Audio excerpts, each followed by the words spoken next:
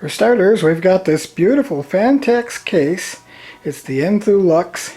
Has some side windows with the plastic still on them so that they don't get scratched before I even can use it. Yeah, that's pretty cool. And then we have all these nifty little parts. We have Windows 8.1,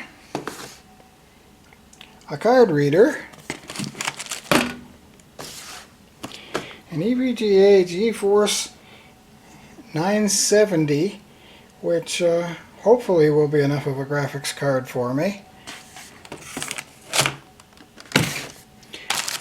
32 gigs of Corsair Vengeance. A 2 terabyte black hard drive, which means that it's a little tougher than the average hard drive. An 850 Supernova by EVGA with a nice long warranty.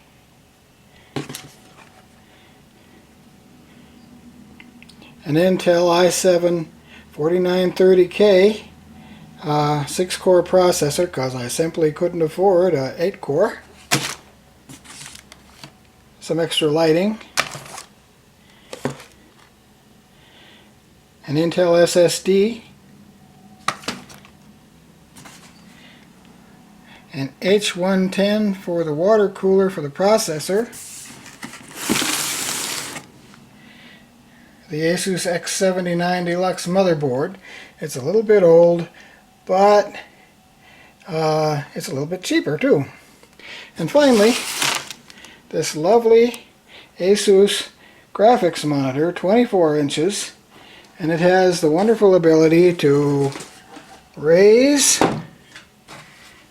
tilt, swivel, and even spin if I want it to. I don't want it to. But that's the stuff. Let's get on with the build.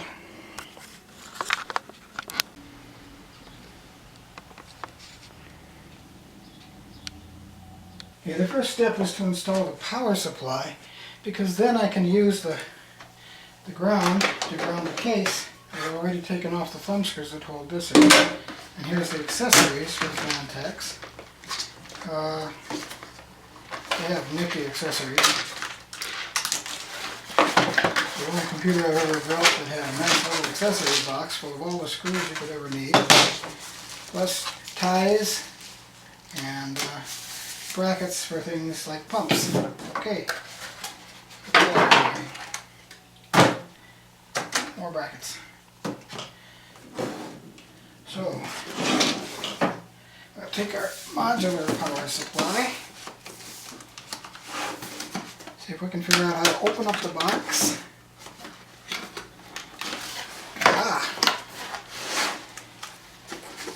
We have tons of cables and an extra pouch to put them in. And somewhere in here there's actually a power supply. In yet another pouch.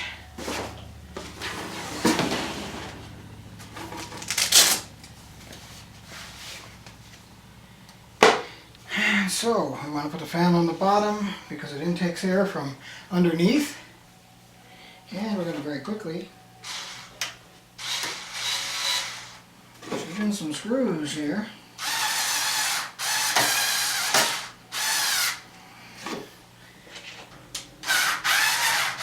I must say, it's a tight fit. Okay, now we're going to start on the motherboard. What better way to start than to take it out of the bag? Always fun. And use the bag to set it on. As if the table wasn't already anti-static. Now, next step, you would probably want to put in the processor. So, we will unhook the hooks. First that one, then that one, and we can raise up the little processor hole cover. And we look at our funny little processor with no sockets. And it should be pretty easy to install this. And this being a flip chip, It does not have pins on it. Instead it has little bumps, little brass bumps. Kind of like pins, but they don't stick out. Now we have to find the little triangle, which is right there, and set it in very carefully into place.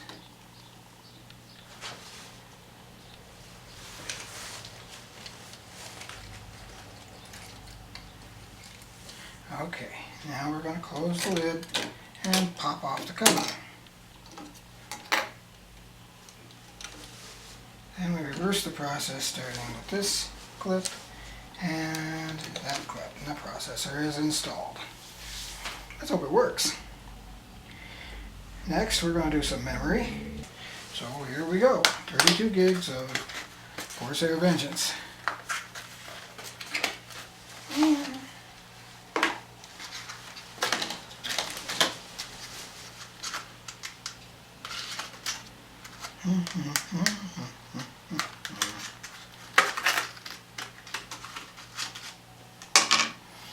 Checking which way the notches go.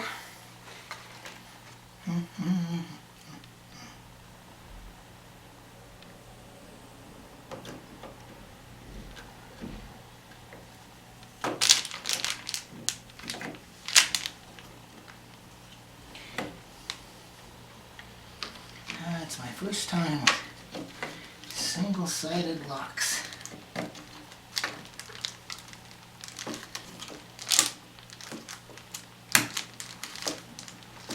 I heard 2 clicks.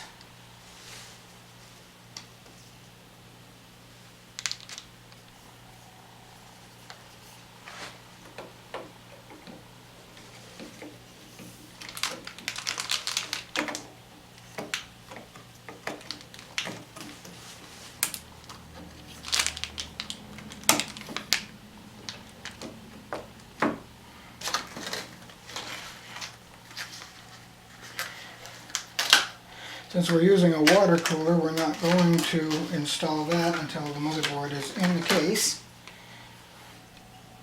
That's why I can't get it in. Oh no, I figured they'd all be in the same direction. Oh well. That's what I get for thinking. Okay, memory's in. Next we're going to install the motherboard into the case, and for that I usually lay the case down. Okay, first I'm going to install the nifty little I/O bracket. Get the wires out of the way, and we'll just pop it into place, hopefully.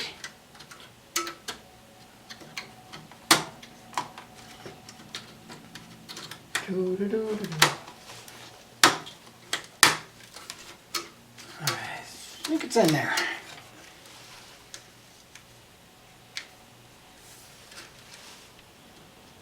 Okay.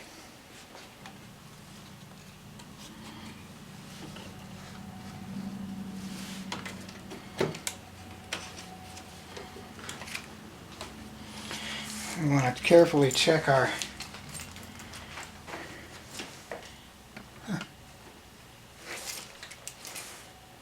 screw holes, so make sure that they're in the right place. I see 1, 2, 3,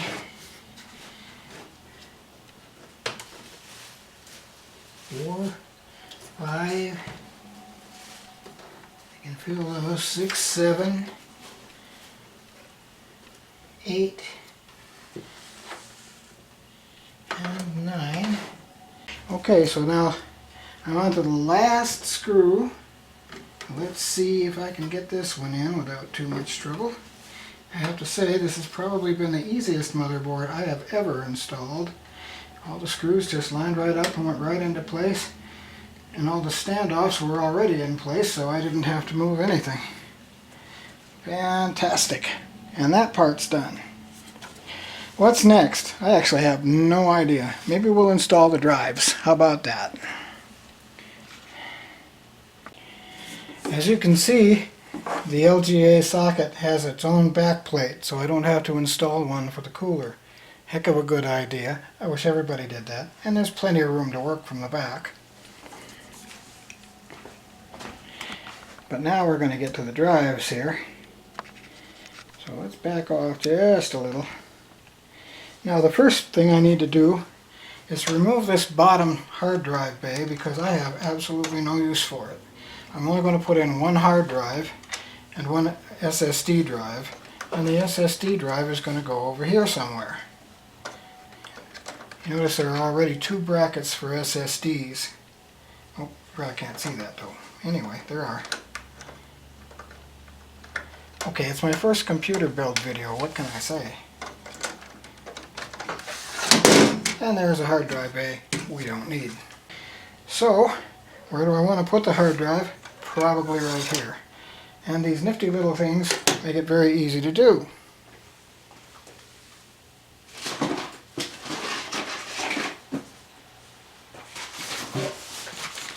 So first we unwrap the hard drive. That's a nifty little package.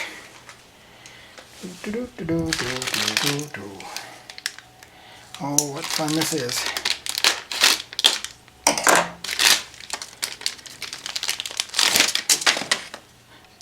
Comes with a Vita pack. Just in case I need vitamins. Okay. Now, the next step is these cute little things here. We unclip those. Set the drive in there. And if we can line it up, all we have to do is close the clips.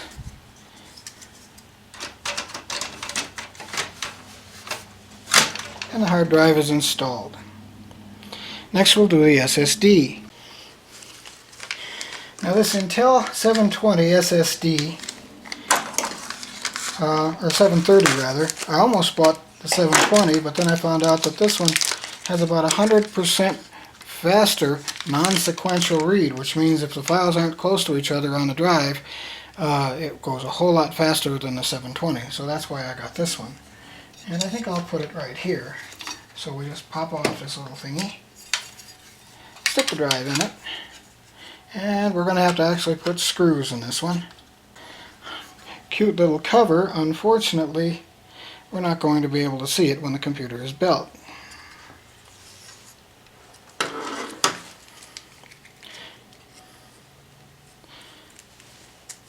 So now I'm going to put the screws in and mount the drive. Okay, that done. In it goes. And it's done. But look at all these wires. Oh, that's going to be fun. Okay, for the next job, I think I'm going to mount the water cooler. You may notice I've already installed this Asus DVD burner that I had sitting around. It was brand new. They're pretty cheap now. So first thing we do is try to take off the top here. It's a little tricky for some reason. There we go. And then we have to remove the extra fan in the top of the case.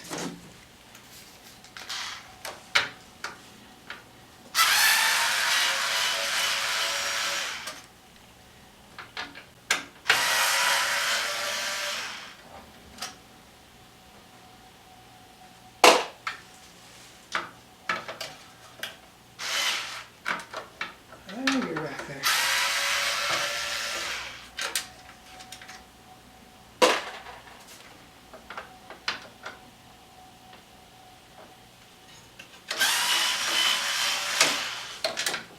Okay, and I'm guessing it's connected by a wire somewhere, so we'll have to find that and disconnect it.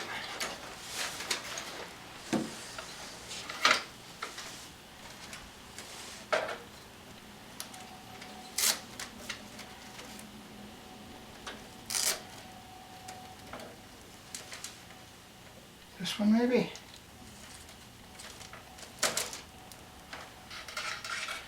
Okay, one fan disconnected. Okay, I have attached the fans and the radiator for the cooler. And now I'm going to attach the bracket that holds the cooling pump onto the processor. So what fun. First we have to get this off. There we go. It already has its own, well, it looks like Arctic silver or something on it. And so now we have to hope that we've got this assembled properly. It is a little confusing. And then we just lock it onto here like so. And add the retention ring.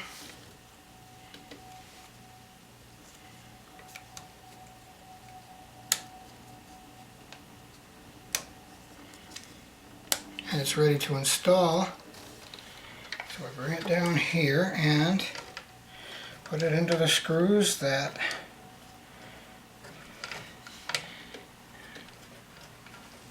are perfectly well provided for us. Snug them all up a little, if we can get them to start.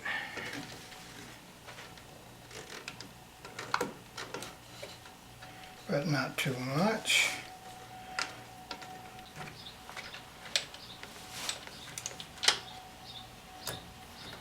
And we're done. Wait. I think we're done now. Okay. And we have this cute little plug here. We want it to go somewhere. Probably right there. I just need to see which one is the right plug. The socket is a 4-pin, but we don't care about that. We'll just slide it right on over the 3-part. If we can get the cable to twist and get our fingers in there. Aha! And that's done. So now we're going to run the motherboard cable and one there, and one there. Put it through, out to the other side. Here's the cable, and the clip is on this side. So we turn it around and plug it in.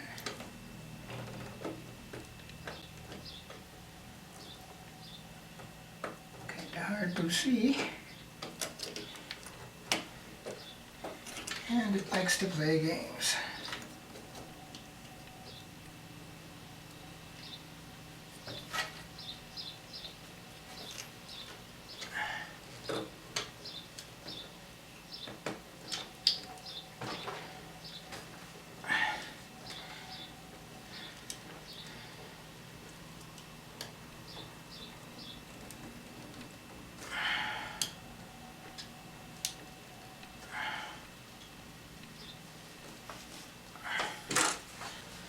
Okay, one cable down.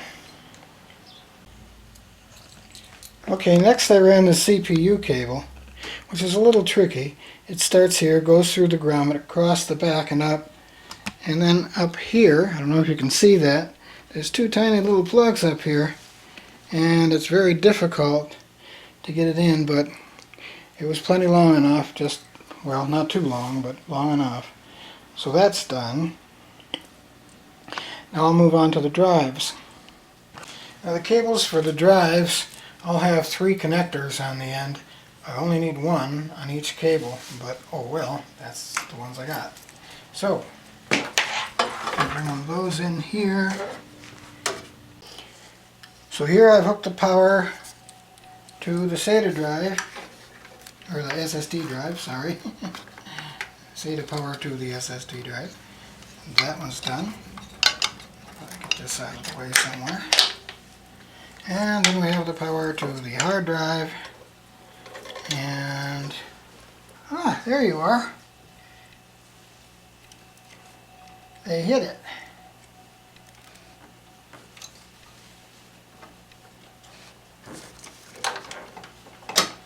Okay. And that's in there. And we don't need those two.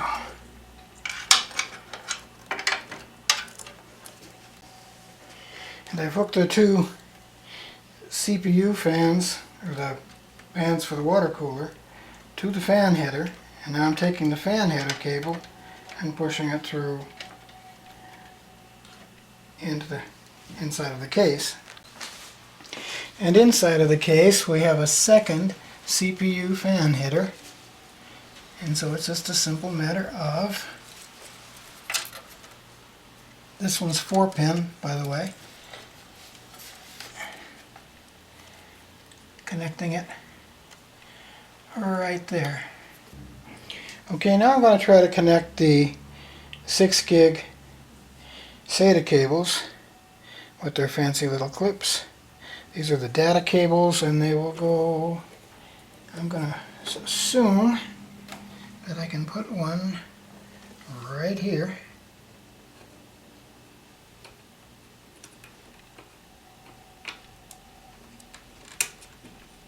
And then hook it to the SSD drive. That part's done. Now I'll do the hard drive, and it goes right into the hard drive, and there we go. The hard drive is connected.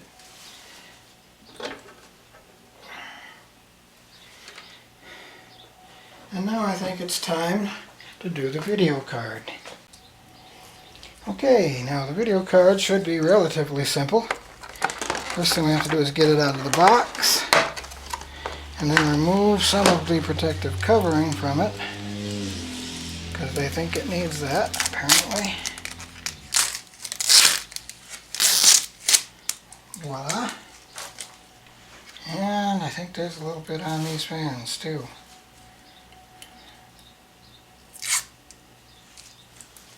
And one more. And we're ready to install it. We just need to know where it's going to go. Now this top slot's probably where we want to put the video, so we will take out the next couple of little backing plates. I have to say Fantex does an incredible job of rounding off edges and nice paint job and all that kind of stuff. And you don't cut yourself when you're working on it. Everything is so smooth and nice. Now, is it going to fit there? I do believe it is. So we'll take off the protective sleeve off the bottom and slide it into place until it clicks. Okay, it doesn't actually click, but it's pretty close. And there's that. Okay, now I've got my connectors hooked up to the VGA, and I'm going to run them out through here. It might look just a little neater if we do it that way.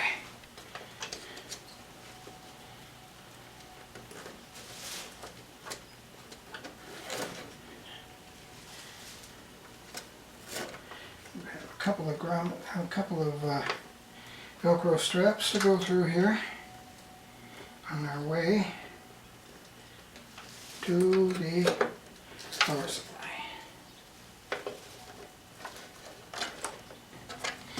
And once again we plug it right into that same port, and that's done. Cool. We're moving right along here. We've got the power supply, we've got the drives installed, we've got the video card installed, we've got the processor and the processor cooler installed, we've got the memory installed, and quite a bit of the wiring. We still have to do all the case wiring, and that's a lot of fun because I don't even know what all wires there are for the case. Okay, now I'm going to start hooking up some of the other weird stuff here. So what do we have here? Power switch. That one probably doesn't matter which way it goes because it is a switch.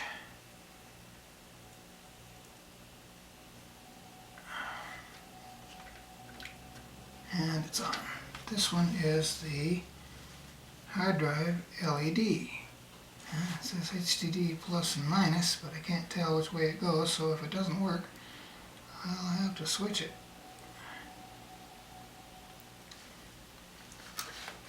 And then we have a reset switch, and we'll put it there.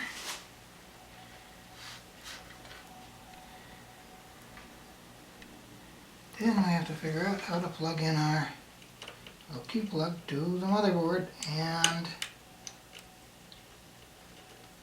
I believe that's it, if it'll stay there.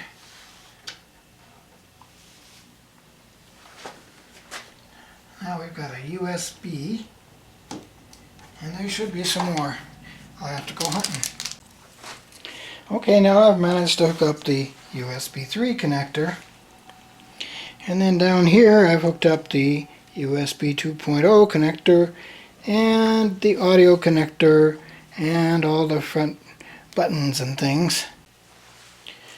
Okay, I've tried to tie off some of the wires as best I can here, and we'll clip off the little ends, and it's starting to look pretty neat. We're not done yet.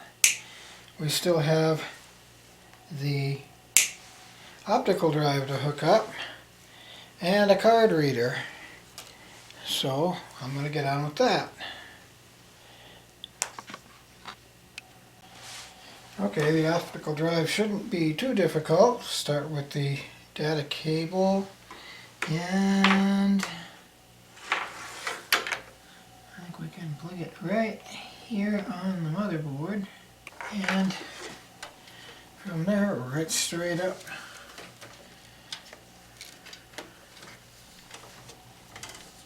to the drive.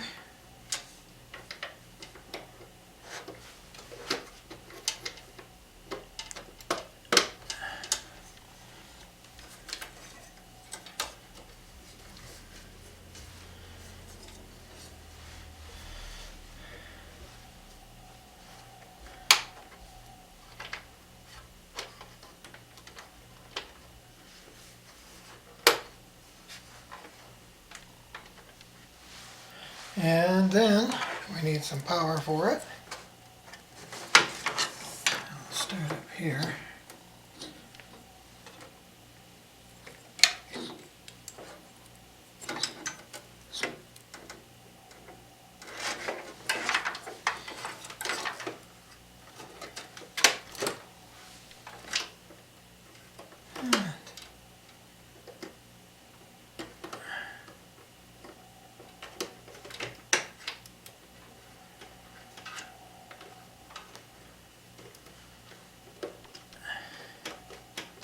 There we go.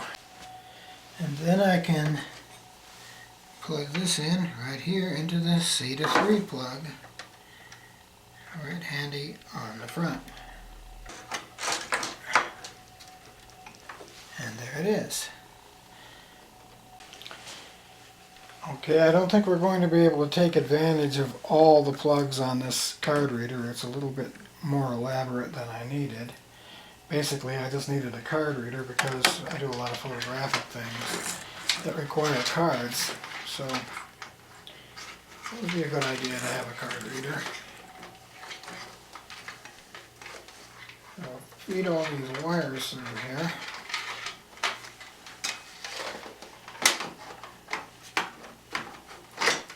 And line this up in the case a little bit. We'll start with putting some screws in that so that we can hold it in place. Okay. Now we can finally dip into some of the screws that Fantex gave us.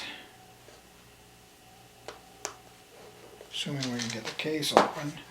There we go. And we need some drive screws. Next thing I'm going to do is fasten down the DVD burner a bit so that it doesn't wobble. Make sure it's flush.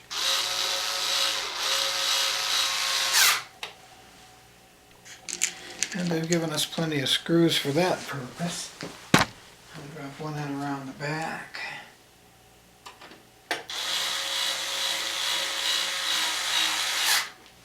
And there we go.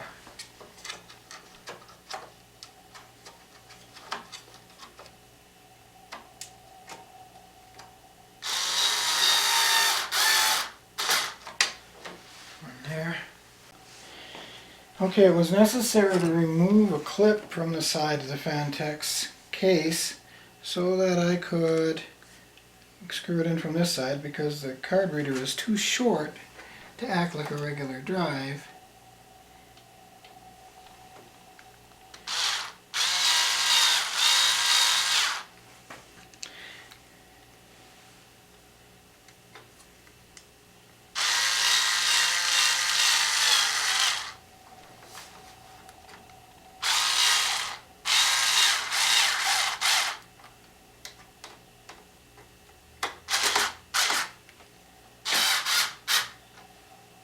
Okay, that's a little better.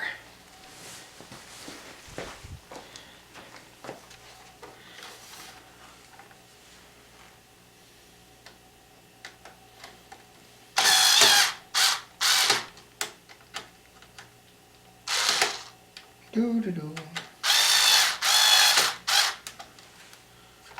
Alright, that's pretty solid. And we can pop in a cover.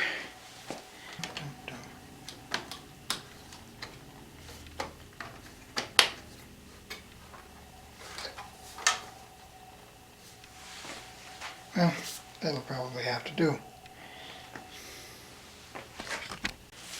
Now one of these cables goes to a SATA connector, the others go to USB connectors, of which we have quite a few. So we just have to find out which is which. This one's USB. We can take it down here to a USB header and plug it in. This one is 1394. We're not going to use that one. I don't have any 1394 devices. I just took that away. This one is for AC97 audio. We've already got that hooked up, and we don't need another plug for headphones and microphones, so we'll just put that up out of the way. Now this one is USB, so we have another one to hook up there.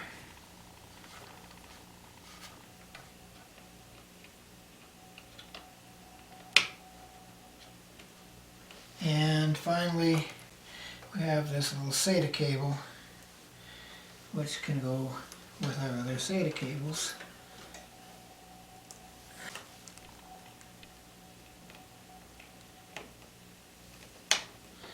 Okay, there's that one, and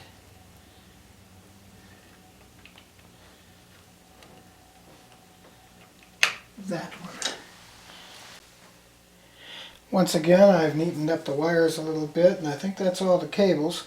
So I'm going to install the power supply cover, just for the heck of it, making sure that I'm not pinching any cables.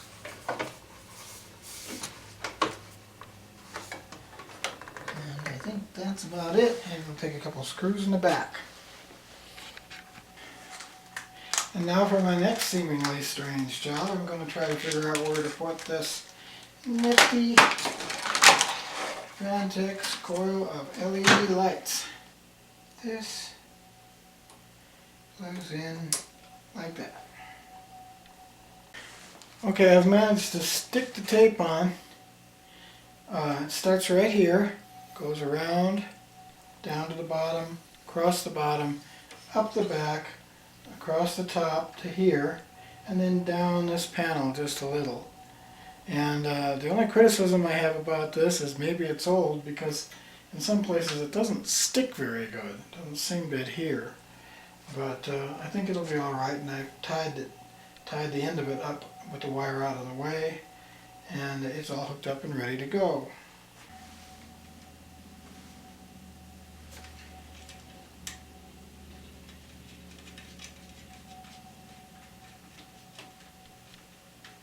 Two little screws.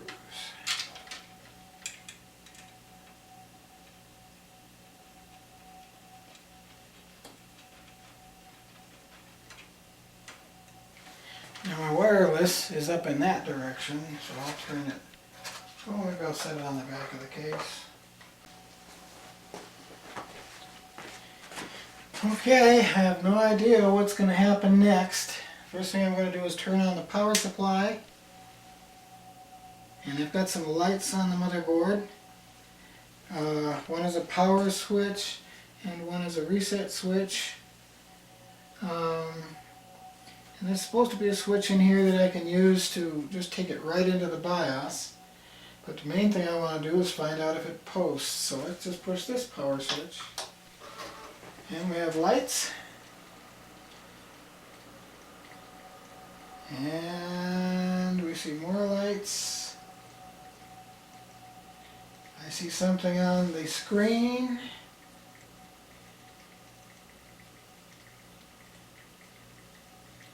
I am guessing that it's actually trying to start. No keyboard detected. Please enter setup to recover BIOS setting. Press F1 to run static.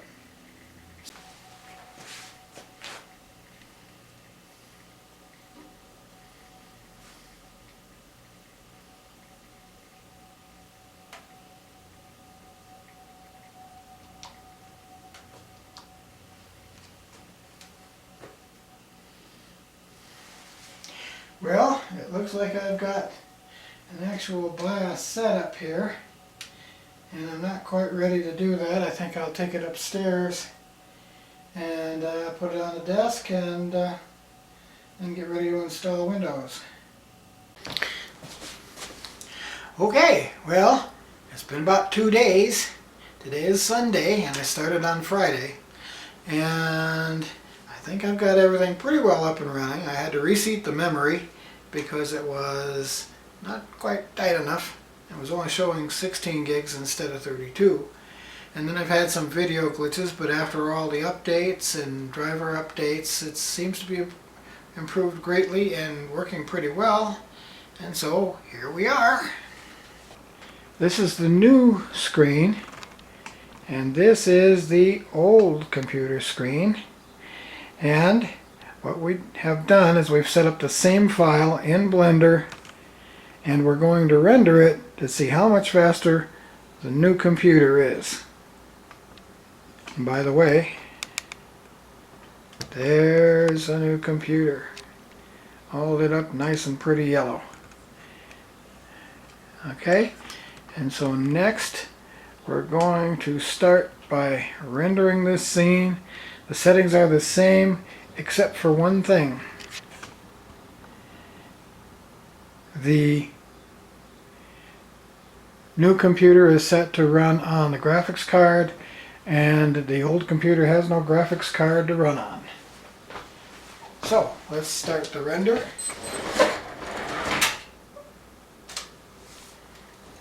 And we'll see how long that takes, and we'll be back in a whole bunch of minutes. Okay, so far it's been 29 minutes and it says there's 5 more minutes to go. It's being rendered at 200 samples, 1920 by 1080 at 100%, and it's making a JPEG of 90% quality. The other computer is set up exactly the same way, and we will now start the render on it.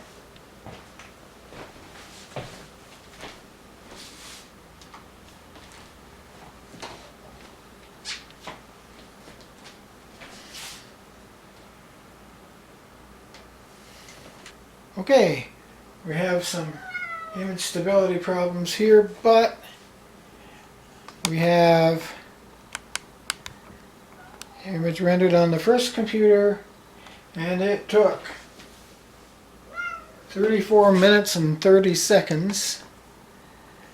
On the new computer, the same image took 5 minutes and 32 seconds. I think it's a success. Maybe not as fast as I'd like, but it's pretty darn good for the moment. So we're going to call this one, and I'll continue to tweak it until I get it working a little better.